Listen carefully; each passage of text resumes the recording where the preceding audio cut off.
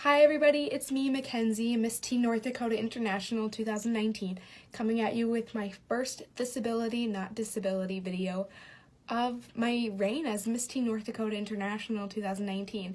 I'm really excited, and I'm going to be sharing a little bit about a disability that a lot of people are familiar with, but it's a few things that I wanted to cover that a lot of people are unfamiliar with about that disability.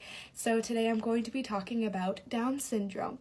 All of the information that I have organized for you guys today is from the National Down Syndrome Society webpage.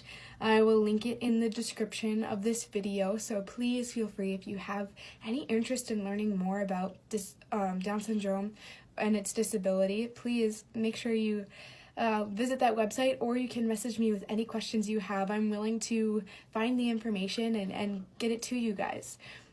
So let's start with a definition. Down syndrome is the genetic chromosome disorder of chromosome number 21 that causes developmental and intellectual delays. Typically, we have, as humans, 23 pairs of chromosomes, and people with Down syndrome have an extra copy of chromosome number 21. The cause of the extra chromosome is still unknown, but the only link of a factor to be diagnosed with Down syndrome is actually maternal age. So the older you are, the higher risk you have of having a child who has Down syndrome. Fun fact about Down syndrome is that before the 21st century, people who had Down syndrome lived to be about 19 or 20. And that was right after the invention of vaccines. So that helped them a lot in the long run. I mean, before the 20th century, things were a lot higher risk to have Down syndrome, and throughout the ages it's just become so much more normal to take care of a child with a disability. But now, in 2019, the average life expectancy of somebody with Down syndrome is actually 60. So between 20 and 60, that's 40 years that they can live a normal life, a typical life, and experience the things that we all do. Not only are they living longer, but today's world is so much more inclusive than it was 100 years ago. So people with Down syndrome are living typical lives, not normal, I don't want to say normal, but they're leading typical lives, getting jobs, and being able to sustain a daily life where they can live on their own.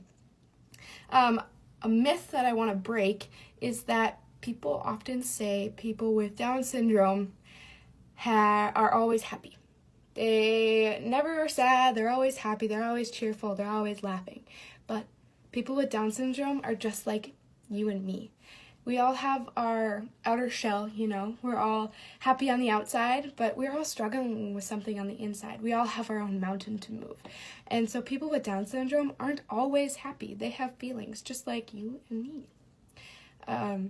A helpful hint actually about Down syndrome and talking to somebody or writing the word Down syndrome is that it's Down syndrome, not Downs syndrome, so not D-O-W-N-S. It's really important to spell the name of or say the name of somebody's diagnosis correctly. It's a great way to pay respect towards them by being respectful and being knowledgeable about the disability. So that's just one of my helpful hints. And then the number one hint I can give anybody who wants to communicate with somebody who has a disability is always to use person-first language.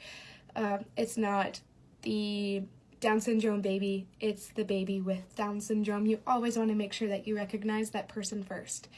So this was me, Mackenzie. If you have any questions about Down syndrome, or you have a disability that you would like me to talk about next time, please let me know in the comments below or send me a message.